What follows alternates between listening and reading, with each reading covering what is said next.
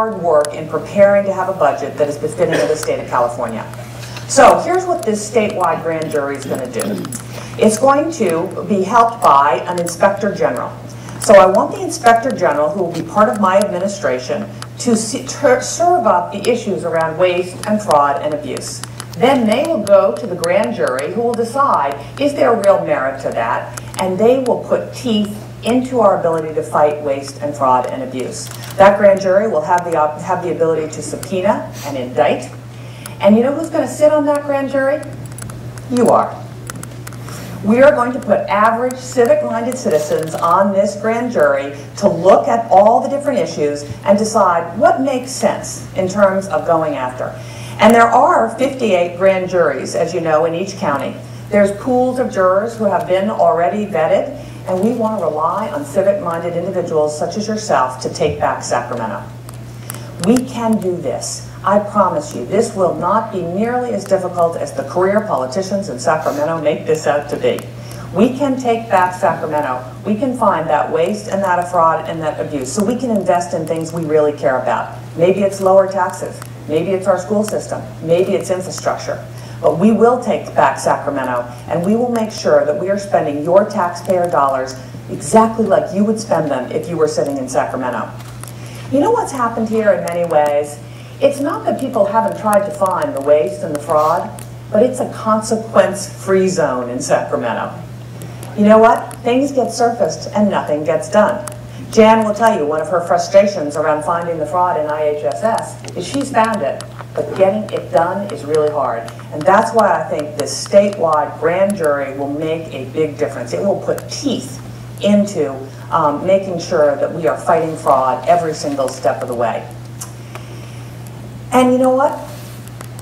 I think we can absolutely do this, but I'm going to need every one of your help. We are going to have to take back Sacramento. We've got to go against the career politicians. We've got to take a common sense approach to doing things that every single person in this audience, and virtually everyone I run into on the campaign trail, knows needs to be done. And as I said, you will not find a tougher, more disciplined fiscal conservative than me. And so we will get after this. We will make this happen. And therefore, in a couple of years, we will have a budget that makes sense for the state of California. So with that, why don't we go to questions? There's one other person I'd like to introduce to you today. Jan mentioned that I had spent a lot of time really understanding policy issues in California. What was the way forward here? What was the way to change the state of California? And my policy director is someone many of you may know, Richard Costigan. Richard, will you stand up?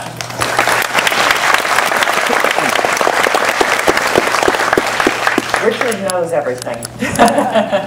But anyway, he's here if you have particular questions that he can help answer as well. So, questions on any subject, the grand jury, other government spending, education. Yeah, right there. This question probably has been asked you many times. This question has probably been asked to you many times. Most of the people here are probably absolutely behind what you're trying to do. When Arnold was elected, we all thought, here comes somebody not beholden to any interest. He's going to clean up Sacramento, your words. You're going to try to do the same thing. You're not beholden to anybody. You're totally not in any group whatsoever politically. Why do you think you will succeed where Arnold failed? Yeah, very good question.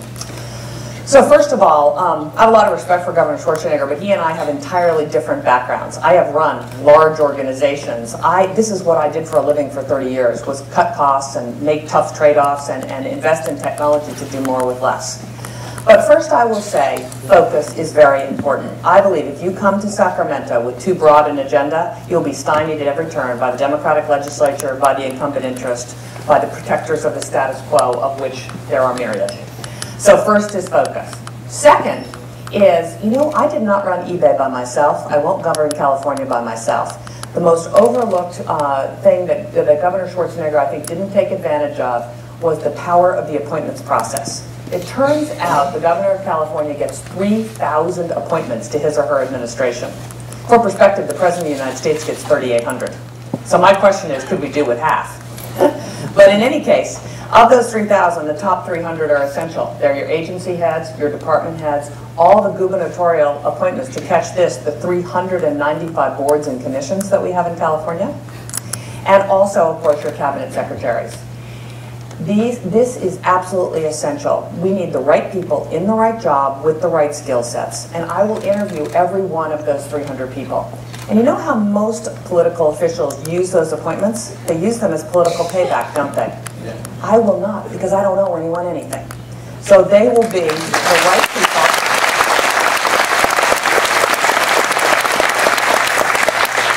They will be the right people with the right skill set. Of those top 300, by the way, I think 100 need to come from the public sector. I mean, from the private sector.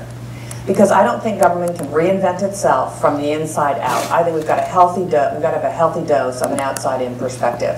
And everywhere I go at town hall meetings on the campaign trail, people come up to me afterwards and say, you know, I was in business. I'm a retired executive. I'm an accountant. I'll come help you. And people want California to be great again. So the appointments process, absolutely essential. I will also say those appointments need to be on the appointees need to be on the same agenda as the governor. This is not a time to have lots of different ideological underpinnings here. Those individuals have got to be around jobs and spending and education and small, efficient, effective government. Then the governor has to work with the legislature, but the legislature has to work with the governor too, because we have a very powerful veto pen in California. And what I want to do is focus this legislature on getting the things done that matter most to California. The legislature's become a bill factory. Last year, they served up nearly 2,000 pieces of legislation. The governor signed into law nearly 700 pieces of legislation, not much of which was on point to the crisis we face. So I want to veto everything, with the exception of public safety emergencies, that isn't on point to creating a better business climate, to cutting government spending, and fixing our K-12 education system. And you know what? That's what all Californians want. And the legislature is going to have to wake up here. Do you know what the approval rating is of the California state legislature? 9%. We are down to blood relatives and paid staffers because the legislature isn't doing the business of the people of California. And then last, I would say, this is one tough job. You know, too much has gone wrong for too long. And the next governor of California has to have a spine of steel. The next governor of California has to know exactly what she believes, and she needs to stick with it, regardless of all the pushback that one gets. So that would be the observations I'd make. Not easy, but I think we have a very different approach, anchored in core conservative economic fiscal principles that will make a really big difference here. Yep, right here. Thank you.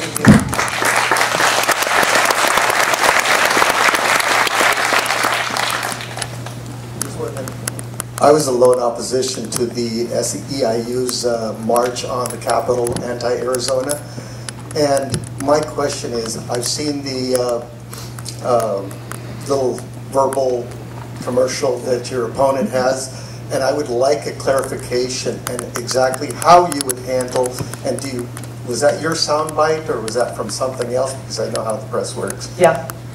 Where do you stand on 1070, and what would you do similar, or how would you protect us in California? Yeah.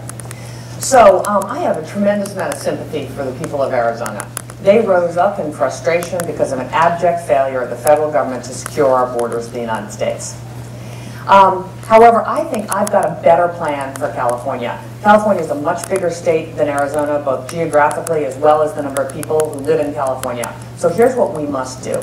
First and foremost, I want to set the record straight. I am 100% against amnesty. No exceptions. And you know, that has been so misrepresented, but you're right, you know, welcome to politics. In any case, so 100% against amnesty. Then what we've got to do is we have got to secure the border of the United States of America. I have some first-hand experience. I went down to the border and spent a bit of time, a lot of time actually, with the Border Patrol agents between Mexico and California in what's called the San Diego section. Trust me when I tell you we have not given these Border Patrol agents the resources they need. They are undermanned, they don't have the technology, infrared and motion detector, and the fences that have been built are only recently built and not adequate. The very first fence that was built in the 80s is 1971 Vietnam-era fencing that comes to here on me.